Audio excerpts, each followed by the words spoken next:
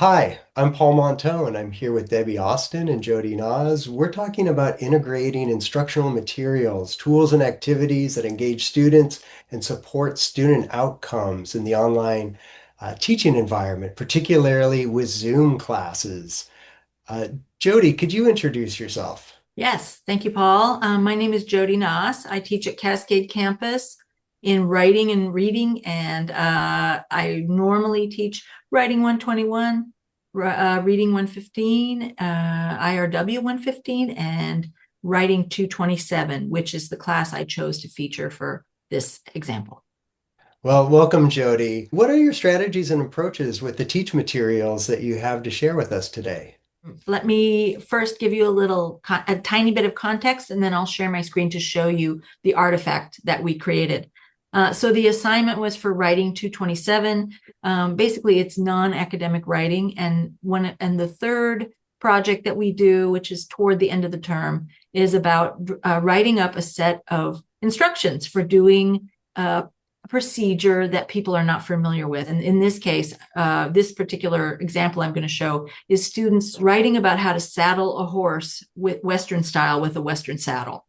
And I also required a breast strap and no bridle or bit because that's a different procedure. So keep it really simple. Put the saddle on, attach the breast collar, and then you're done. And this is something I know how to do very well, having grown up on a farm and had horses, and very few people know how to do this. And even if they do, they know how to do it kinesthetically, but they don't know how to do it intellectually or in terms of writing and writing down for other people who do not know how to do it. And there are many little pieces that they could only know by doing research. So this was, in essence, figuring something out, doing an amount of research, usually on video, to help them.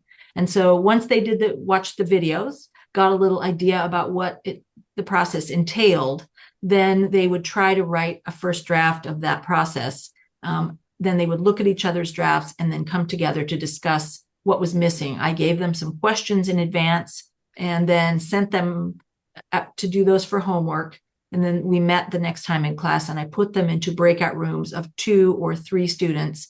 Each group would answer one question from that list of 3. So what I'm going to show you is just what a couple groups did with the question they were asked. So I'll share my screen. What you're seeing now is of a Google Doc, and you'll notice there's a prompt for the students. So the prompt tells them what they're supposed to do and the question they're supposed to answer at the top. And then the rest of it is blank, and that is for students to write on. Everyone is required to type an original response of some sort after anywhere from 5 to 10 minutes worth of discussion time. On the left, you will see in color individual responses, and each student is assigned a different color by Google Docs, and you'll be able to coordinate those with, on the right, a little picture of them and an announcement that says, this is who wrote this and this is what time and what day they wrote it. So this is small groups. So I created 8 groups. So you have 8 breakout rooms, and each one works on its own Google Doc document. And this is an example of what 2 of the groups, rooms 1 and 2, did with the question. Describe something about the process, that is the process of saddling the horse, that you saw people doing in different ways when you researched and also when you read their writing. Why do you think that is? Which way, method, routine, or technique did you find more credible, and why? This was mainly based on the research they did, the videos they watched.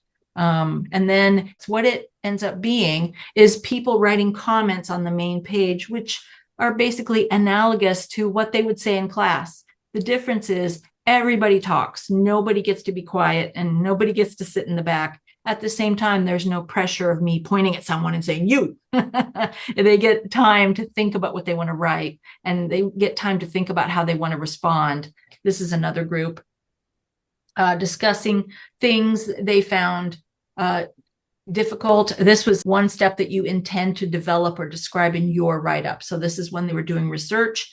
They noticed people doing things that they had not thought of when they were trying to write up their procedure.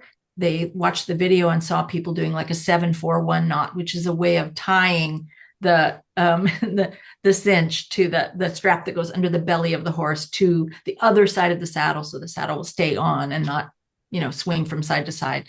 And they realized, oh my gosh, you have to tie that a certain way or it won't work. So they watched people doing that and they realized that they're going to have to just try to describe the best they can how to tie a knot, which is hard, but they can't skip it. It's a really important step. So that was good. You really see people's thought process. You see people helping each other, and you see really good evidence of people trying to work out some of the problems in writing. And it's all there for everyone to see.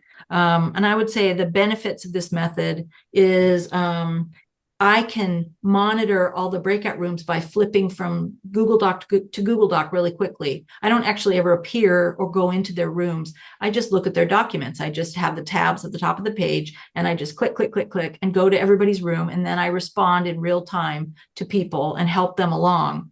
So they can always call me into the room if they need it. But most people don't. They just do their work and talk with each other. And I don't hear what they're saying, but I see what they're writing. And I go in and respond to that with comments, as you can see on this document here. The other thing that's great, you can require all students to post once or twice, or you must do one original posting and one response. And that's super helpful. And finally, it allows the entire class, including people who were not present, to access the notes or the discussion after and see what happened. I recommend it to anyone in any discipline. I think it can work great for collaboration in real time and allowing you to step in and just type little things when you need to. I think that's great, Jody. Another thing that makes me think about is you are having students, in some sense, help author the teach material so they have a stake in what it is they're learning, and this can be shared out for other students, as you mentioned. So it gives them that sense of ultimately some academic belonging that they're helping create the materials as a reference for their learning as they move forward. So So, Jody, that leads to another question then. When you employ these types of strategies, how have you seen student engagement increase? I am really happy with student engagement on this particular type of method that I use. Like I said, I use it for lots of different things, sometimes peer review or joining ideas about a text that they've read, like each other's texts, each other's work, or, a reading. They'll break parts of a reading up into pieces and talk about their part of the reading and then join all the pieces together like a jigsaw, or solving some sort of problem. What I really like about this is that it allows me, first of all, if they break into groups, to put myself into the group without interrupting their train of thought, because I don't like to take over and dominate the discussion. I really like them to do their own work and figure out together in their own way what's going on. The thing I'm most happy with is that all the people who wouldn't necessarily raise their hands or stand up in class, or people who sit way in the back and may or may not be super engaged in a real-time class, they really can't do this they can't do that in this kind of a setting. They're there. The pressure is not from me. It's from their partners in the room that they're in there with. And occasionally people will say, well, my partner wouldn't do anything, didn't say anything, but there are always two or three, or even sometimes four, usually two or three people in the room. And they're all required to type one initial posting, one initial comment, and then one response. And you don't have to worry, because students can sort of edit for themselves what they find useful about the class notes. There's always an artifact, and it also takes the pressure off students to take notes during class. They know it's going to be recorded, so they can put all their energy into their responses, and they can skip over the ones that aren't meaningful or helpful to them. And so I just think it's been completely successful, and not just for discussing a reading, but doing all kinds of things that require students to collaborate on solving a problem.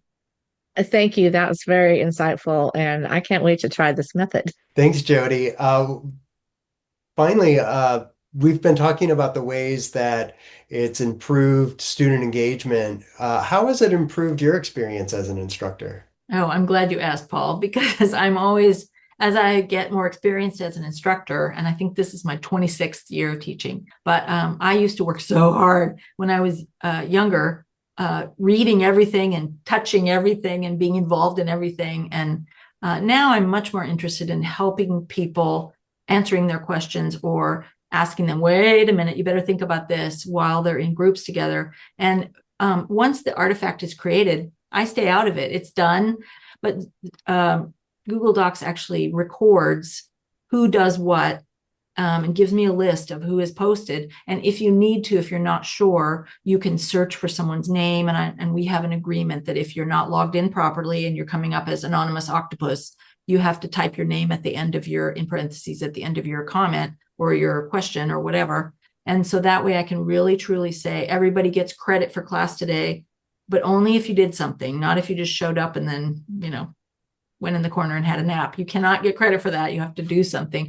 Zoom doesn't make it easy, but Google Docs does. So you can really track what people do when they commented. And also, additionally, if people miss class, they have an opportunity to make up the work on their own. And I can see by the date who posts late.